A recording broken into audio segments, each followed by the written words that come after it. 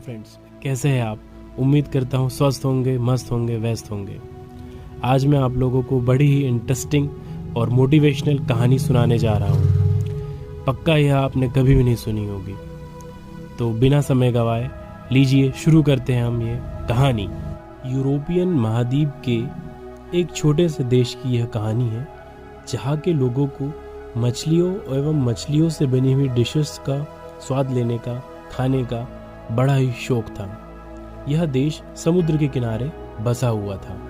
मछली के व्यापार से जुड़े हुए व्यवसायी समुद्र के निकटवर्ती क्षेत्रों से मछलियों को पकड़कर लोगों को बेच दिया करते थे।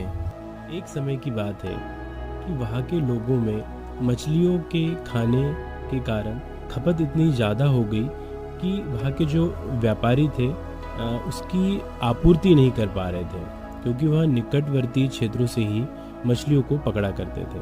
पर आवश्यकता इतने अधिक हो जाने के कारण खपत इतनी बढ़ गई थी कि वह मछलियों की आपूर्ति बिल्कुल भी नहीं कर पा रहे थे। इसके कारण उन्होंने सोचा कि क्यों ना कुछ मीडियम साइज के जहाज़ों के द्वारा समुद्र के कुछ ज़्यादा दूरी तक के जाके मछलियों को पकड़े एवं खपत के अनुसार मछलियों की आपूर्ति की जाए।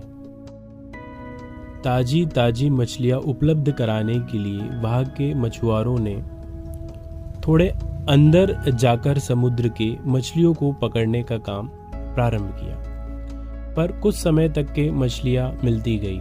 कुछ समय बाद फिर से आपूर्ति कम होने लगी और आवश्यकता मछलियों की ज़्यादा पड़ने लगी। वहाँ के व्यापारियों को आवश्यकता के अनुरूप मछलियों की आपूर्ति न कर पाने के कारण चिंता होने लगी, जिसके कारण चिंतित होकर उन्होंने एक मीटिंग बुलाई। यह मीटिंग वहाँ के सबसे बड़े व्यापारी के घर होना तय हुई। उस व्यापारी का एक लड़का था जो अपने पिता को मछलियों की आपूर्ति न होने के कारण चिंताओं से घिरा हुआ देख रहा था। इसके कारण इसके बचाव के लिए उसके पास कुछ सुझाव थे।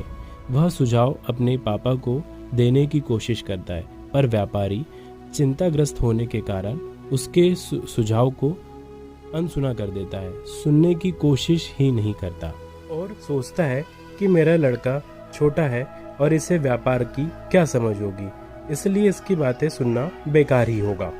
मीटिंग में उस देश के कई व्यापारी आते हैं। मीटिंग शुरू होती है और उसमें तय होता है कि एक बहुत बड़ा जहाज़ हम समुद्र में भेजेंगे, जो कि काफ़ी अंदर तक जाएगा और उसमें अंदर ही अंदर एक टैंक रहेगा जिसमें पानी भरा हुआ रहेगा और मछलियों को पकड़ के उस टैंक में डालकर हम तट पर लाकर मार्केट में बेचेंगे, जिससे लोगों को काफ़ी समय तक के मछलियों की आवश्यकता के अनुसार डिलीवरी मिलती जाएगी।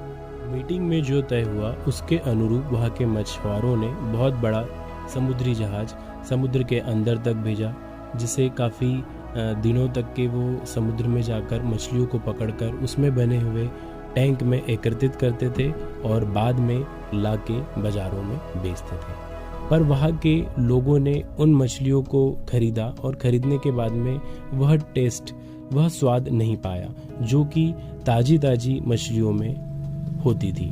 अर्थात वहाँ के लोगों ने यह पाया कि जो समुद्र से सीधे 1 या 2 दिन के अंदर जो मछलियाँ मिल जाती है उनमें स्वाद बहुत गजब का होता है, पर वे मछलियाँ जो कि समुद्री जहाज के टैंक में 8 या 10 दिन तक रहती थी और उसके बाद मार्केट में लाई जाती थी, वो जिंदा तो थी पर उनमें वह स्वाद, वह टेस्ट नहीं होता था। अब वहाँ के बाज़ारों में मछलियों की पर्याप्त आपूर्ति तो थी, पर लोग उन्हें खरीदना पसंद नहीं करते थे और वह ताज़ी जो कि 1 या 2 दिन में ही मिली हुई पकड़ी हुई मछलियाँ रहती है उनकी डिमांड ज़्यादा करते थे, जिसके कारण वहाँ के व्यापारियों में काफ़ी चिंता होने लगी कि इतना बड़ा समुद्री जहाज़ पर इन्वेस्टमेंट किया और लोगों ने उन मछलियों को खरीदने से इनकार कर दिया।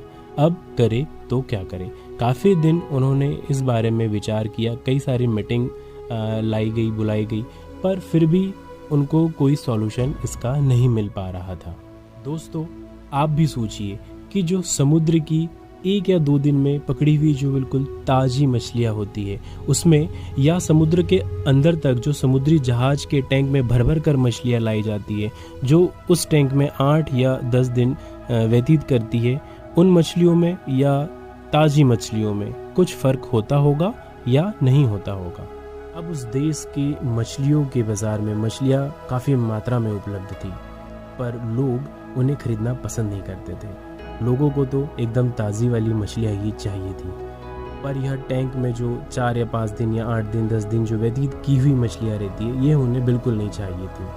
इसके कारण वहाँ के व्यापारियों में काफ़ी चिंताएं थी, टेंशन थी। इसी के कारण वहाँ का जो सबसे बड़ा व्यापारी रहता है वह भी अपने घर में तनावग्रस्त बैठा हुआ रहता है। वहाँ उसका लड़का उसके पास जाता है और अपने पापा को बताता है कि मेरे पास इसके लिए कुछ सुझाव है। तब व्यापारी अपने लड़के से कहता है कि हम सब लोगों ने काफ़ी सारी तरकीबें अपना के देख ली, पर बेटा कोई फ़ायदा नहीं हो पाया है। तब उसका लड़का उससे कहता है कि पापा एक बार मेरी बात को भी सुन के देखो, इसे आप अप्लाई करके देखिएगा, अगर कुछ बेनिफिट हो तो आप मुझे बताइएगा। और इतना कहते हुए वो बताता है कि जो समुद्री जहाज है जिसके टैंकों में भारी संख्या में आप मछली पकड़ के लाते हैं, उसमें कुछ शार्क मछलियाँ भी डाल के लाया कीजिए। तो व्यापारी अपने बेटे से कहता है कि बेटा शार्क मछली जो है वो अन्य मछलियों को खा जाएगी। तो लड़का अपने पिता से कहता है कि जरूर कुछ मछलियाँ ख़त्म होगी, शार्क मछलियाँ कुछ मछलियों को खाएगी, पर सारी मछलियों को तो नहीं खा पाएगी ना। अब व्यापारी मन ही मन विचार करता है कि चलो बेटे की बात को भी मान कर देखते हैं। और अगले ही दिन वह अपने बड़े बड़े समुद्री जहाज के बड़े बड़े टैंकों में कुछ शार्क मछली भी डलवा के लाना प्रारंभ करता है। उसके पश्चात जैसे ही वह मछलियाँ मार्केट में आती है तो लोग उसे खरीदने लगते हैं और उनको इन मछलियों में और जो बिल्कुल एकदम ताज़ी समुद्र की मछली होती है उनमें कोई फ़र्क महसूस नहीं होता और बिक्री जोरों से प्रारंभ होना स्टार्ट हो जाती है। अब मछलियों के बाज़ार में आवश्यकता के अनुरूप मछलियाँ भी थी और मांग भी थी, और सारी की सारी मछलियाँ जैसे ही मार्केट में आती थी सारी की सारी बिक जाया करती थी, जिसके कारण व्यापारी प्रसन्न रहने लगे। बड़े व्यापारी ने सोचा कि लड़के के इस थॉट के पीछे जरूर कुछ न कुछ बात है। दोस्तों आप भी सोचिए कि ऐसा क्या फ़र्क आया होगा जो एकदम ताज़ी समुद्र की मछलियाँ थी और जो टैंक में 5 से 8 दिन जो व्यतीत करके लाई गई हुई मछलियाँ होती थी उनमें क्या फ़र्क पड़ते रहा होगा, और कुछ शार्क मछलियों डालने से उनमें ऐसा क्या हो गया कि लोगों को वही टेस्ट मिलने लगा जो कि एकदम ताज़ी मछलियों में हुआ करती थी। सोचिए, कुछ तो फ़र्क पड़ा होगा, सोचिए। दोस्तों यहाँ पर यह स्टोरी तो एंड हो जाती है, ख़त्म हो जाती है, पर अब बात आती है इसके पीछे छिपे हुए मोटिवेशनल थॉट्स की, विचारों की। दोस्तों जब मछली समुद्र में होती है तब वह अपने से बड़ी मछली, शार्क मछली और अन्य जलीय जीव के बीच में संघर्ष करते हुए जीवन व्यतीत करती है। उसका जीवन संघर्ष से भरा हुआ होता है, इसीलिए वह जानती है कि नजरें हटी और दुर्घटना घटी। कभी भी बड़ी मछली या शार्क मछली उसके जीवन की लीला को समाप्त कर सकती है, इसलिए निपुणता से बचते बचाते हुए वह अपने जीवन को जीती है। परंतु इसके विपरीत जब उसे बड़े बड़े समुद्री जहाज में बने हुए टैंक में भर दिया जाता है तो उसे यह पता होता है कि आज नहीं तो कल हमें मरना ही है। तो जीवन में एक उमंग जो रहती है वह उसकी खत्म हो जाती है, जिसके कारण न उसमें कोई संघर्ष रहता है और न ही कोई निपुणता बचती है। अर्थात जिंदा तो रहती है पर मरने जैसा तुल्य। परंतु इसके विपरीत जब टैंकों में जैसे ही कुछ शार्क मछली डाली जाती है तो मछलियों में एक कंपटीशन पैदा हो जाता है। एक कंपटीशन की भावना मन में आ जाती है कि अगर हम संघर्ष नहीं किए तो तुरंत ही मर जाएंगे। यह कंपटीशन की भावना जैसे ही उसके मन में आती है तो उससे एक ताजगी सी बन जाती है, और वही निपुणता जो कि एक समुद्र में रहते हुए वह जीवन व्यतीत करती है, लगभग उसी के सिमिलर उस टैंक में भी शार्क मछलियों के कारण आ जाता है। दोस्तों कुछ ऐसा ही हमारा जीवन भी है। अगर हमारे जीवन में अगर कॉम्पिटिटर ना हो तो हम भी साधारण और अपने कंफर्ट जोन में जीवन को व्यतीत करना स्टार्ट कर देते हैं और जो अपनी जो ग्रोथ होने वाली होती है वो वही रुक जाती है। इसलिए अपना एक कॉम्पिटिटर बनाइए, एक गोल सेट करिए और उससे लड़ते रहिए, जिसके कारण आपकी शार्पनेस और मेंटली लेवल एक अच्छे पीक पॉइंट तक पहुंच सकता है। कॉम्पिटिटर के अभाव में अपना जीवन रुक सा जाता है, ठहर सा जाता है। तो इसलिए अपने आप में एक खुद में स्वयं में एक अपना कॉम्पिटिटर बनाइए और अपने जीवन को अपने पीक लेवल तक लेके जाइए। इसके साथ ही एक अन्य सीख भी हमें कहानी से मिलती है कि जब व्यापारी का लड़का कुछ उसे बताने की कोशिश करता है तो वो उसे अनसुना कर देता है।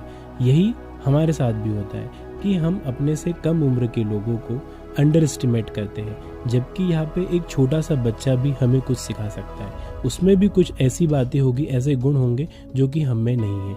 इसलिए हमें सबकी बातों को सुनना चाहिए। सब में कुछ न कुछ नॉलेज और थॉट का लेवल ऐसा होता है जिससे हम अपने आप को ग्रो कर सकते हैं। इसलिए हमको सभी लोगों की बातों को सुनना चाहिए और बनना तो हंस के जैसा चाहिए कि दूध और पानी के मिक्सचर में से केवल दूध को पी जाए और पानी को छोड़ दे। तो दोस्तों, उम्मीद करता हूँ कि आज का वीडियो भी आपको पसंद आया होगा। पसंद आए तो लाइक, शेयर और कमेंट्स कीजिएगा, चैनल को सब्सक्राइब करिएगा।